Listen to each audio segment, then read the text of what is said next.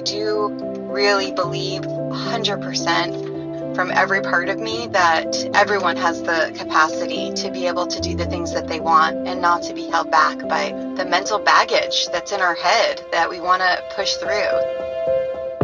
Welcome to the Do the Thing podcast. In each episode, we get down and personal with people who go after the things they want to make all their wildest dreams come true. Join us as we unveil and dissect a formula for what it takes to do the thing. Here is your host, Stacey Lauren.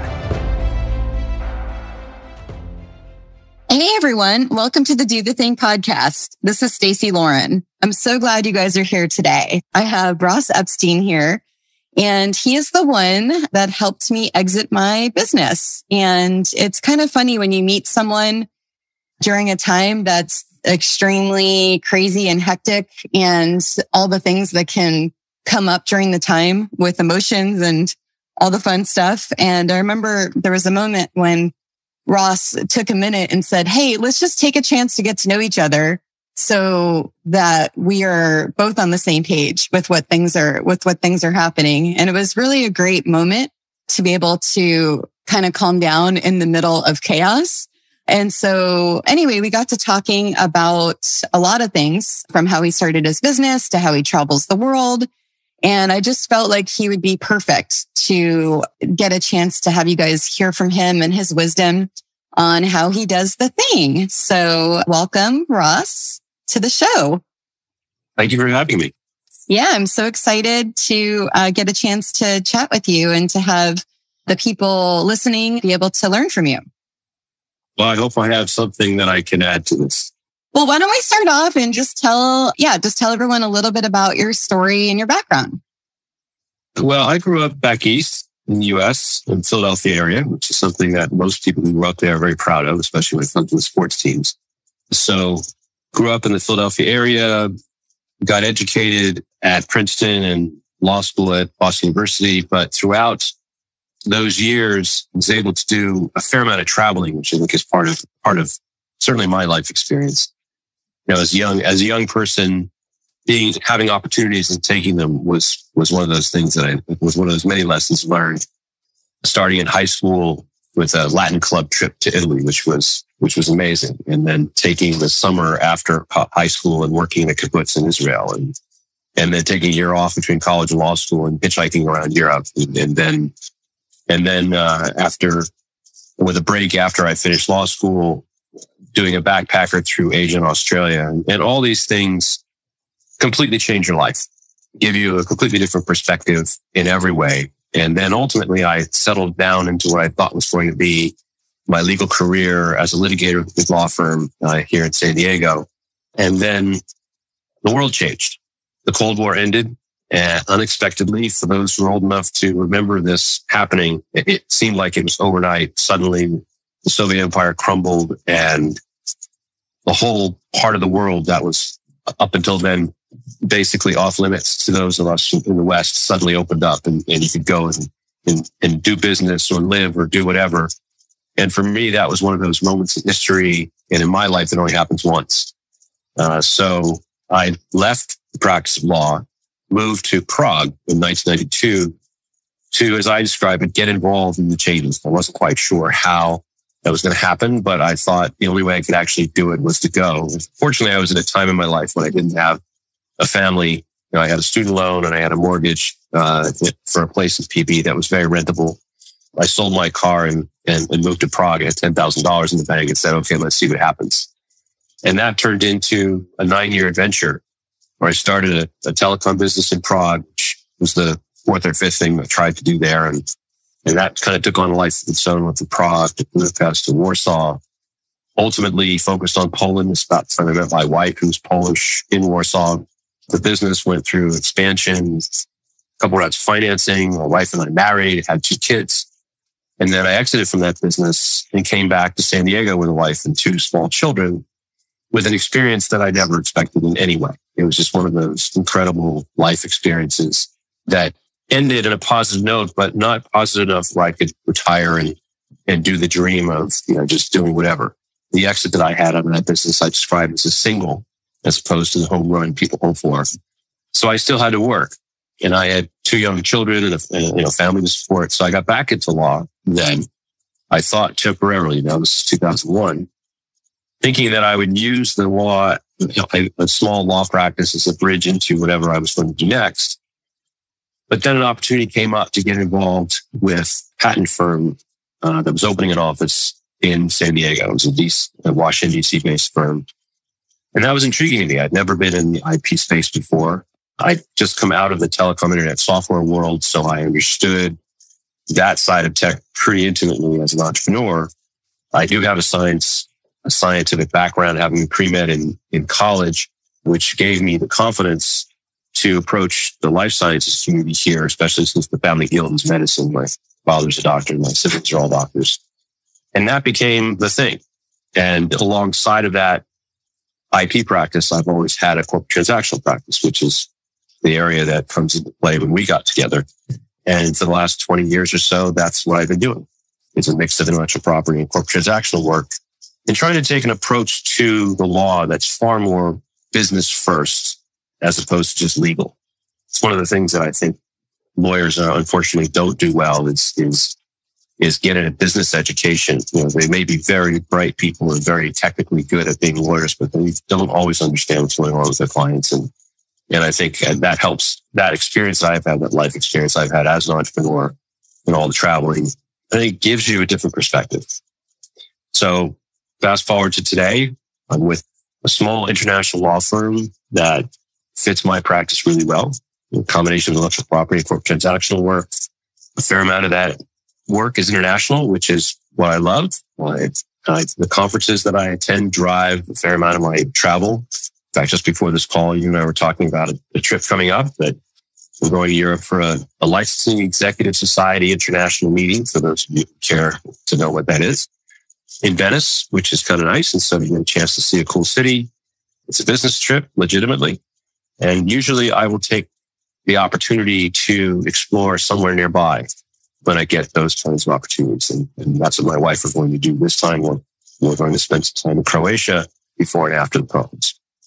I'm just wondering, so, I mean, from the time you were in high school, you really went out there and did it. It's amazing how these micro steps that we take, and I don't think, taking a Latin club trip in high school is technically micro. It is macro, but these things that we do, it's like you're almost building that flex muscle to be able to travel, which then also probably even led into your being able to just kind of start over and do these businesses and build them.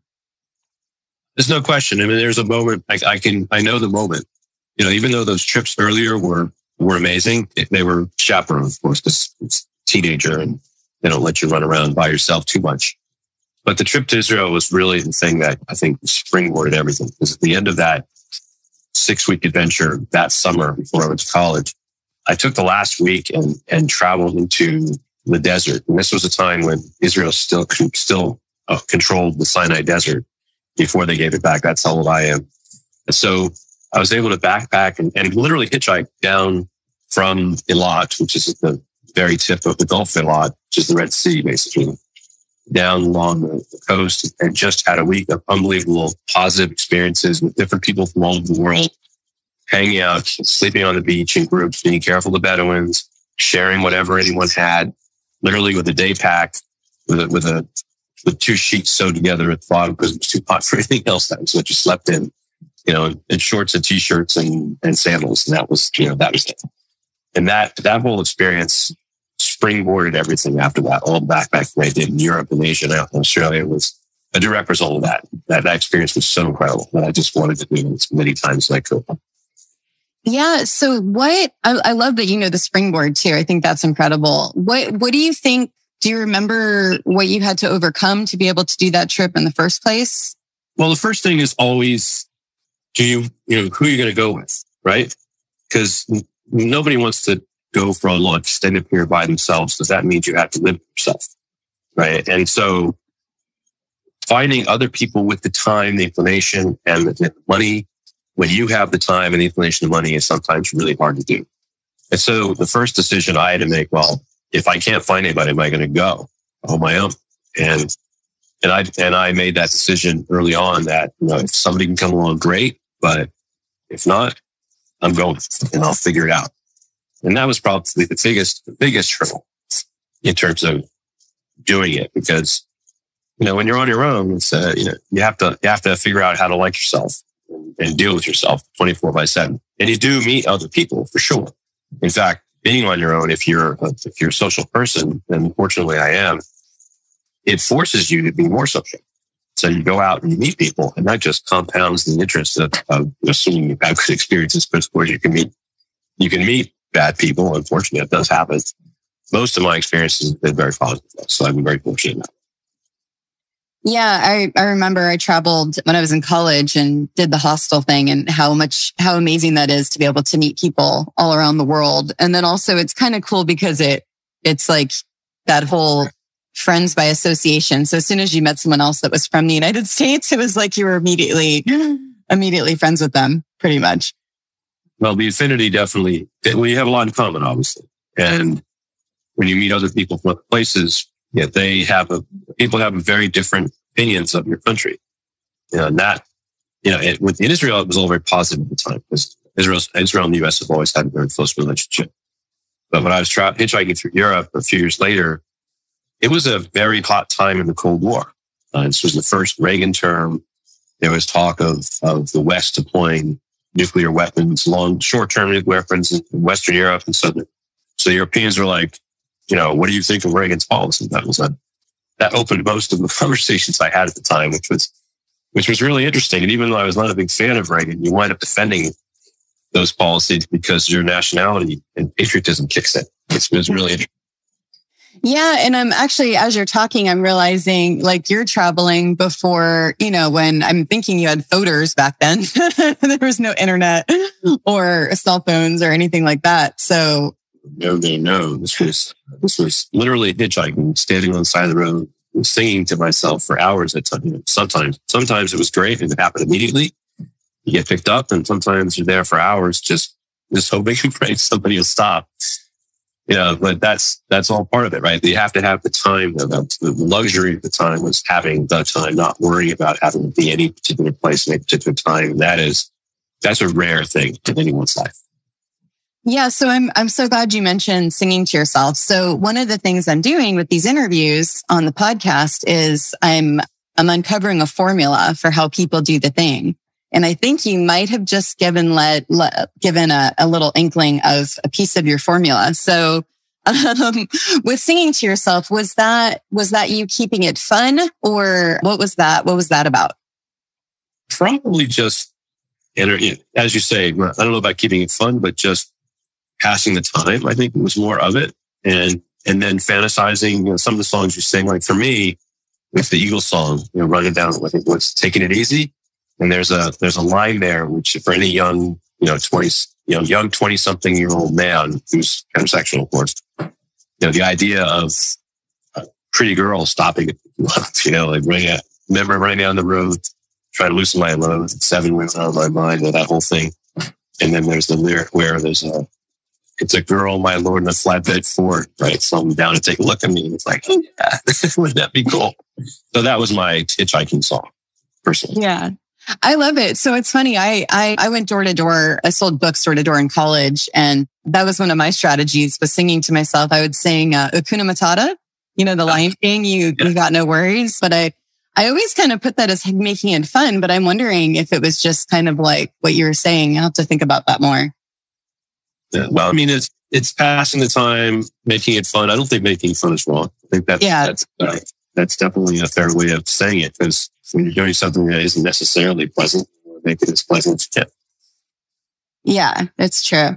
So when you now I'm going to fast forward to when you had the apartment or the house, the mortgage, the student loan, and then you moved to Prague. What was that decision like? Like, how did you just say, okay, I'm doing this? Well, it was a process. So first of all, there was the shock of the changes. So for me, on that trip, when I was hitchhiking around Europe, I had one of those amazing experiences where I got a ride from West Germany through the access roads. In those days, there were only 3 roads that went from West Germany to West Berlin through East Germany, right? And those were the only way you could drive there. You could take the train or you could fly. And that was it. West Berlin was really an island in the middle of East Germany. And it was divided. So there was the east and the west side of Berlin. So I hitchhiked into West Berlin in a car with 4 other Germans. I'll never forget at the border, checking, we handed all of our passports up to the border control guy from East Germany. And he flips through all the German ones and then comes to mine, it's the American one. And then suddenly he's interested and starts looking into the car at me to see who's there. And I'm like, oh my God, I'm going to jail, right? Because East Germany had this terrible reputation, well-deserved, for being, one of the worst of the Eastern Bloc countries when it came to oppression of people that lived there. And then, fortunately, nothing happened. Then we went on and they got to West Berlin and spent a day wandering around East Berlin with somebody I met at the hostel I was staying at the time. And again, I don't remember exactly why we could do that, but you could get into East Germany and you could wander around relatively freely. Nobody was with you or anything, which was a bit of a surprise. I took advantage of it. And the guy I was with captured the experience perfectly. Said it was like going from a colored TV into black and white, right? And that whole experience, and the reason I said that is because it was, in West Berlin, it was a normal hustle bustle kind of city with traffic and noise and people. In East Berlin, it was deathly quiet. The cars all looked old. There were no people on the streets. There was no noise. And one of the moments we came across sort of this church with a bunch of kids running around in the yard with a 10-foot fence with barbed wire at the top, right? With these kids, it was like obviously a school and they were on recess. And there was this teacher who looked kind of like this frazzled woman who was their teacher. And then there was this ramrod straight political person, right, who was with them in the schoolyard for little kids. It was crazy. Yeah, and that whole experience was just really mind-blowing. And then 6 years later is when the Cold War ended, right? When I had just gotten into my legal career, I thought that was it. I was going to be a lawyer and new. And when that happened, it really affected me personally because suddenly all that insanity was over. And all of those people that were on the wrong side of that wall were going to have an opportunity to rejoin the West and enjoy all the things that we take for granted, right? I mean, you've first seen the movies where these people from the Eastern Bloc or from Russia, they come to the West for the first time during those years and they go to a supermarket and they're just completely blown away by everything that's there on the shelves, right? And that was a real thing. And people don't really appreciate how real that was. And so to know that that was over and that there was going to be this transition I studied history in college and it's always been a passion of mine. And so my concentration was European history. So from my perspective, this artificial geopolitical divide is the only thing that kept those countries from being like the Western European countries and like the United States. So I was confident, 100% sure that they would make the transition successfully. It just was a question of how and how long it would take, how would they do it, all those things that no one really understood. So to be involved in that transition is what really drove the decision. And as I began thinking about it, it wasn't real until a moment when I was visiting a friend of mine who was a painting contractor here in San Diego, who was sick of dealing with developers. He just felt he was getting ripped off all the time. He was first generation Norwegian. And he was talking about moving back to Norway, getting out of San Diego, out of the United States, and out of the rat race that he was in. And in his apartment, he had these journals for jobs overseas.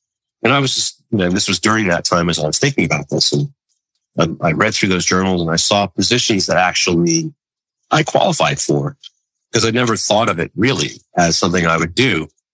And then when I saw that, I was like, well, maybe I can actually do this. And I began thinking more about it.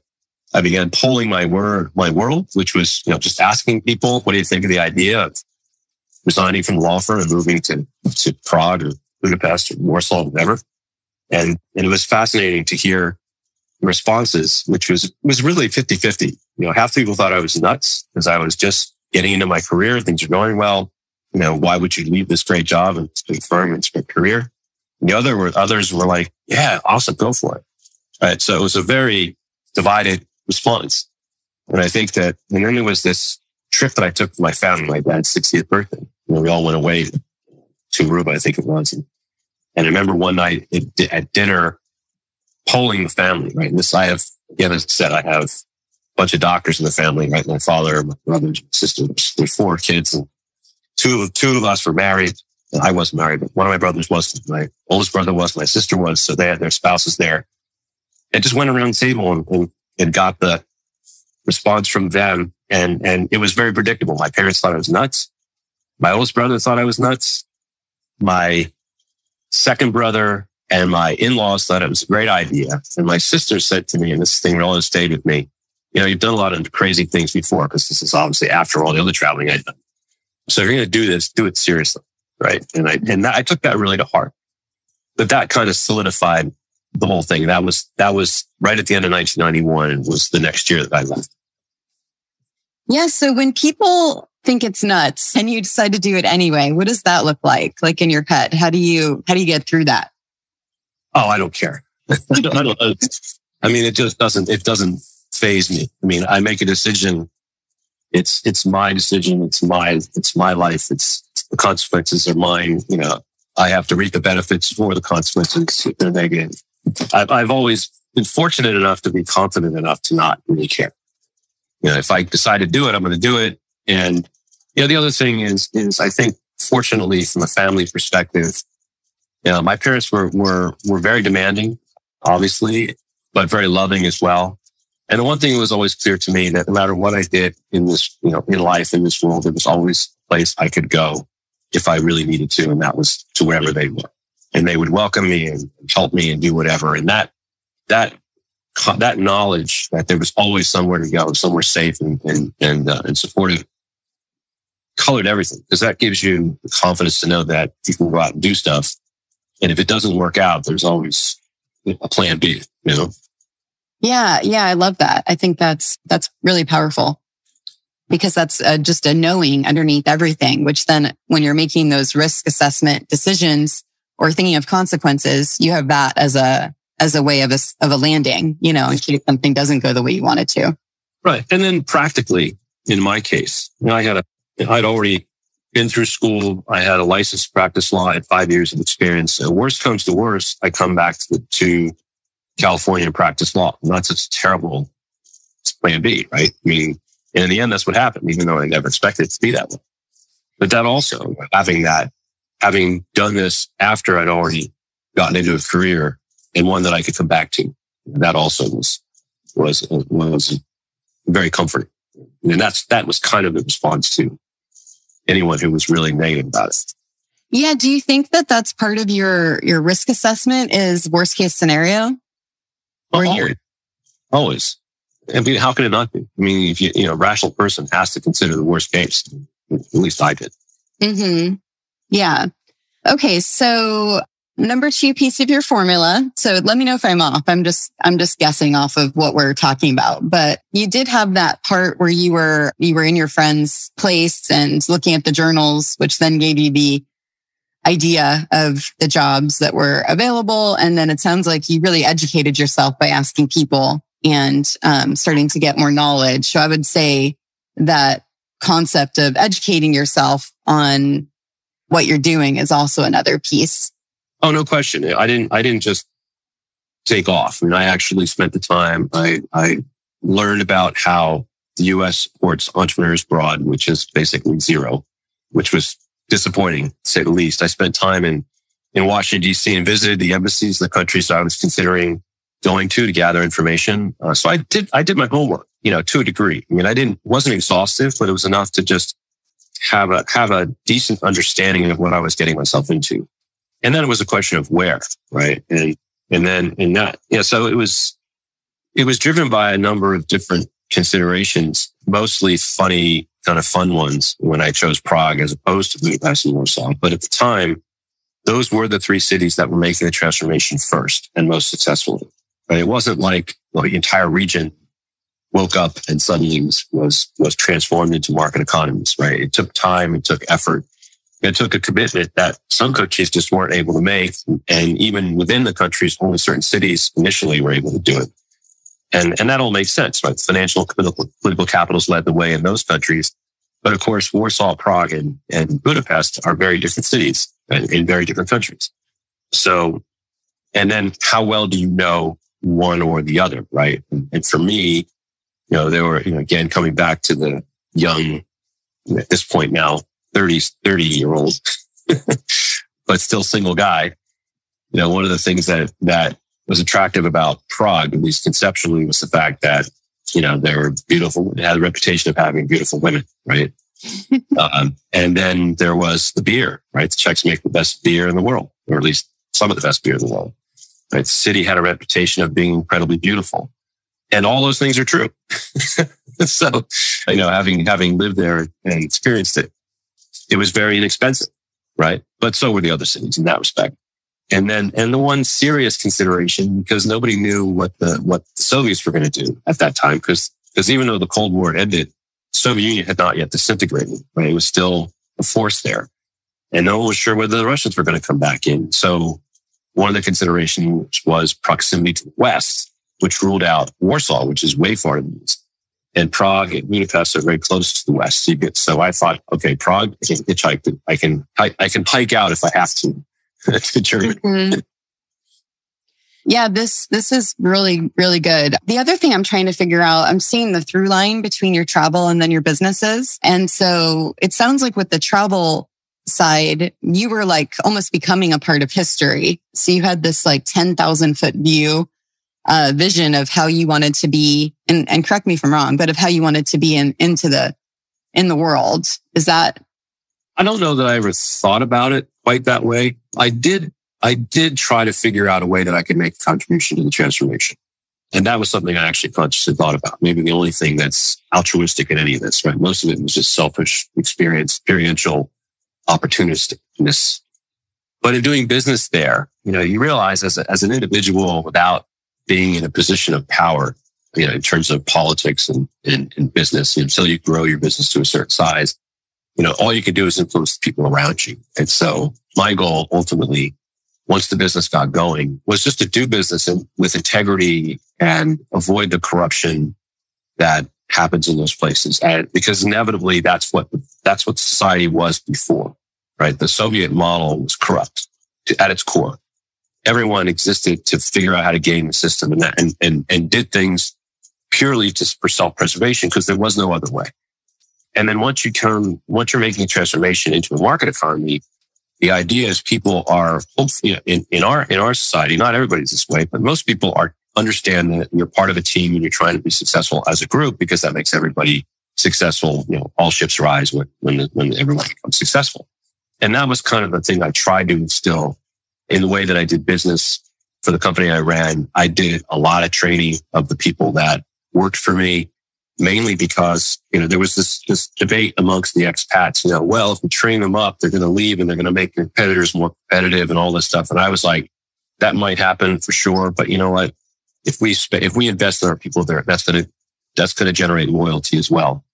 And so we really spent a lot of time and money on teaching people how to do business in the right ways, or at least the ways that we thought were right. And that was generally following, what we take for granted here, which is the sort of thing that you did to be so successful, right? I mean, you work hard, you show up on time, you think about how what you do impacts the overall business, and you're not out to screw over your colleague or your company, although there are plenty of people that did that and do that here too. But generally speaking, I think people are on the team and are part of the effort to be successful as a group. Yeah. The other thing too, so I want to make sure I've got your formula in a way that I'm not missing anything. So we talked about the singing thing. I love that, honestly, because I think that's a huge part of how I do the thing too, is, whether it's passing time, keeping it fun, or whichever it is. And then educating yourself. I'm putting compelling vision. I think you reworded it to contributing, like figuring out how you can contribute into the bigger why. And then also the worst case scenario situation for like a risk assessment. Do you think there's anything else that between your businesses, like starting your businesses, traveling, and all the things you've done, that you like are kind of more of a constant with you being able to do the thing?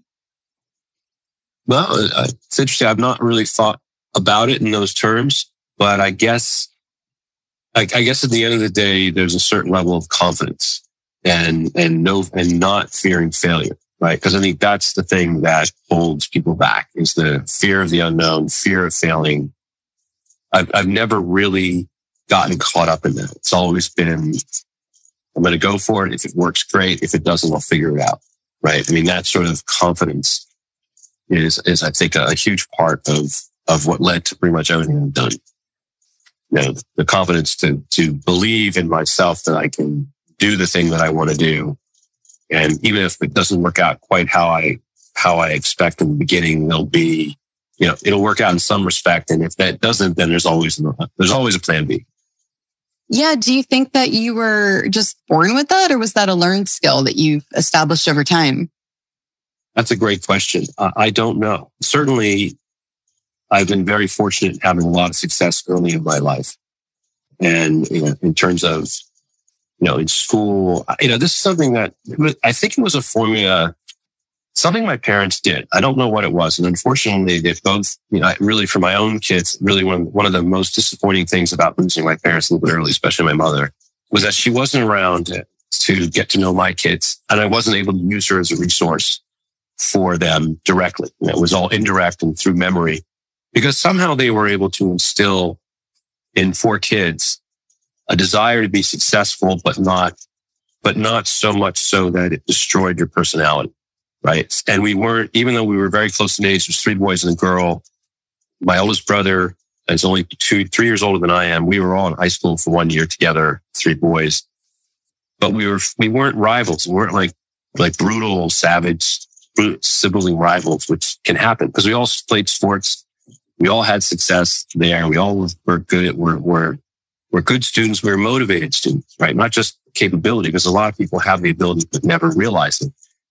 Somehow they instilled that sort of self-confidence and self-worth where, I wanted to do well, not to please them, but to be proud of myself. You know what I mean? Yeah. And I think that's where it came from. It wasn't like I didn't really care whether or not I was pleasing other people. Although, of course, I wanted people to think well of me. Of course, everyone has ego, and I certainly probably bigger than I should have. But that confidence, I think, comes from that upbringing. And I'm not sure how they did it, because I tried to do it with my own kids. And, I don't know if it's because of the times and what's happening with social media and everything else. And they're good. They're fine. They're good. They're great people. And they're interesting people now in their 20s. And it's wonderful. But there seems to be this undercurrent of anxiety that I didn't have, my siblings didn't have, that they and all their friends seem to have. I think it's a little different. I don't know how my parents managed to avoid that. Yes. Yeah, I'm wondering if it's what you said earlier with that, just knowing you always had that safe place to go, and that unconditional love, throughout everything. Well, we've made that very clear to our own kids that that's the case. That's a big part of our relationship, is knowing that there's a place that they always have to go if they need to. And that was something that's very important to me to convey to them, and we have done that. I don't know what it is. I mean, there's something about the times or something about how they managed to do it. I just, again, living through it is different than understanding strategy, whatever my parents were having at the time. Maybe they didn't have any strategy. Maybe they were just doing it naturally. I just don't know.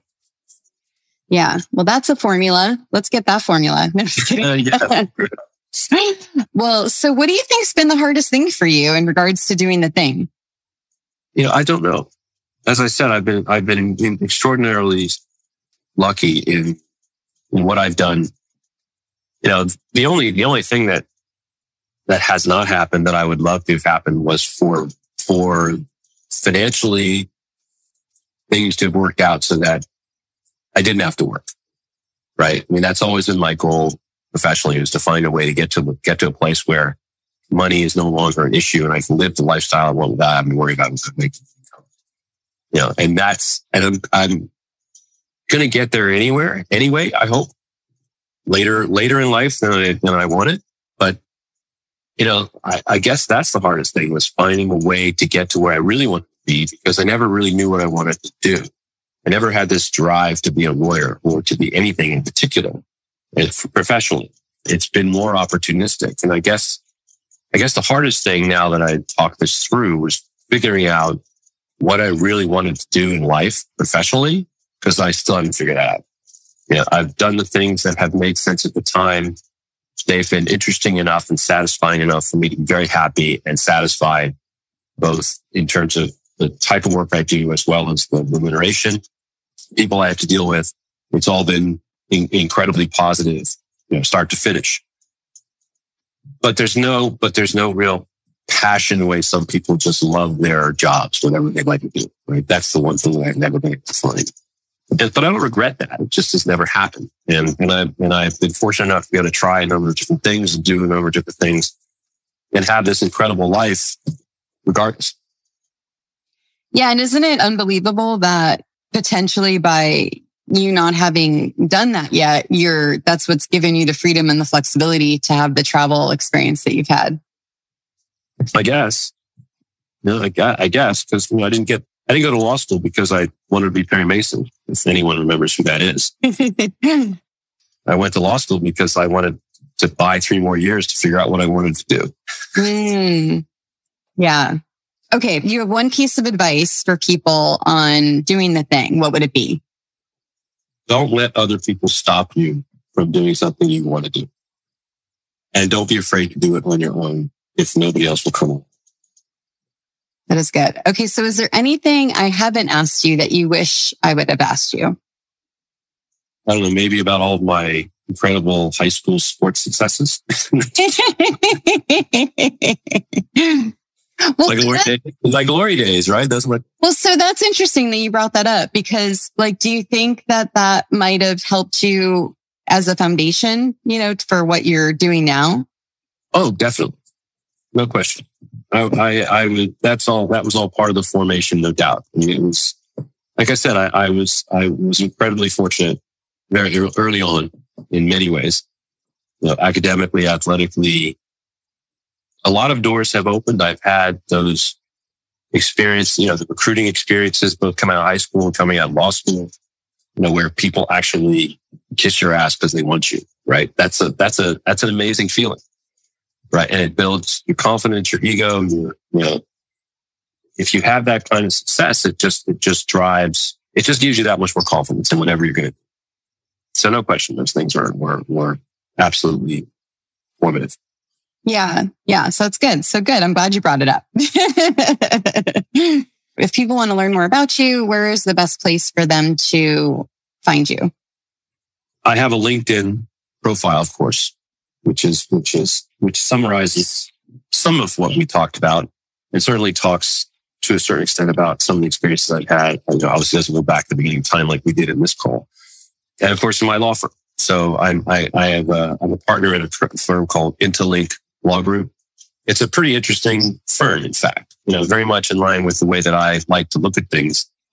We were virtual to a large degree before the pandemic. So for us, the transition was nominal. And the practice areas are very much in line with my practice. That's about 3 pillars. One is the intellectual property pillar, which is patents and trademarks, licensing, intellectual property litigation, patent litigation, trademark litigation, all that kind of stuff.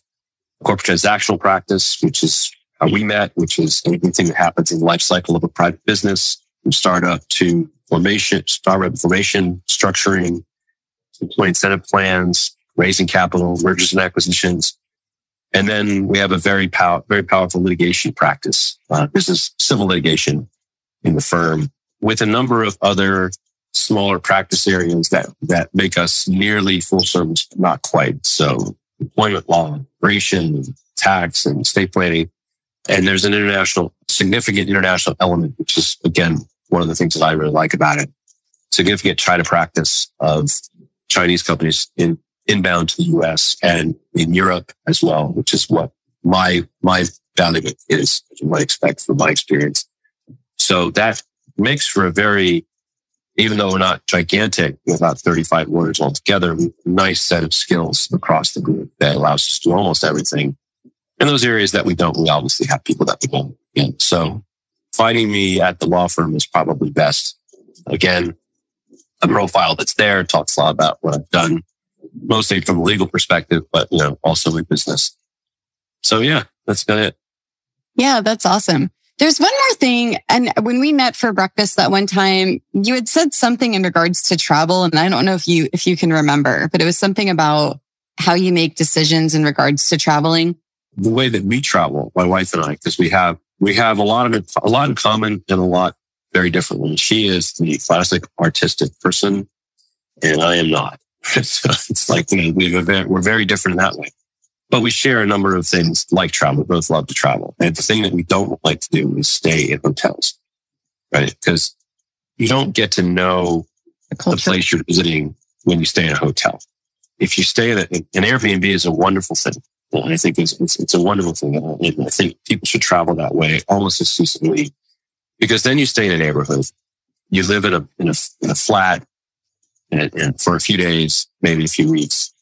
You go venture out in the community, you shop in, at least we do. I mean, we have a whole way of doing what we do because we want to understand how the people that live there live. And it's really hard to do that from a hotel. So from a travel technique, if you will, that's what we do all the time. I don't know if that's what we talked about, but that's definitely part of what we do. Yeah, I love that because then you're really getting to know where you're living, not just from a sterile superficial level, but from a deeper, meaningful level. Right. Because they're very sterile. Right? They're very cookie cutter. There's, they may have character and certainly boutique ones have more than the more standard ones, but you rarely have a kitchen. You don't shop in. You don't go to the grocery store if you stay in a hotel, right? If you're staying in a flat and you're going to cook for yourself, whether it's breakfast or dinner or whatever, just the idea of figuring out the food in a different language. Is really a fun experience, I think. Yeah, I love that. Well, thank you so much for joining me. I really appreciate you taking the time to do this. And I'm just excited to hear what this is going to do to impact someone and either do something new for the first time or get on a plane and go somewhere or whatever it ends up doing. I'm really excited that you were able to share your story. Well, I appreciate you asking. It's definitely fun to tell. Thanks for listening to the Do the Thing podcast. We hope you enjoyed the show, but even more, we hope you'll be inspired to do the thing. Do you have a burning question on doing the thing that you'd like answered? How about an inspiring do the thing story of your own that you'd like to share? We'd love to hear all about it. Just leave us a voice message at dothething.callcast.co or email us at hello@dothethingpodcast.com.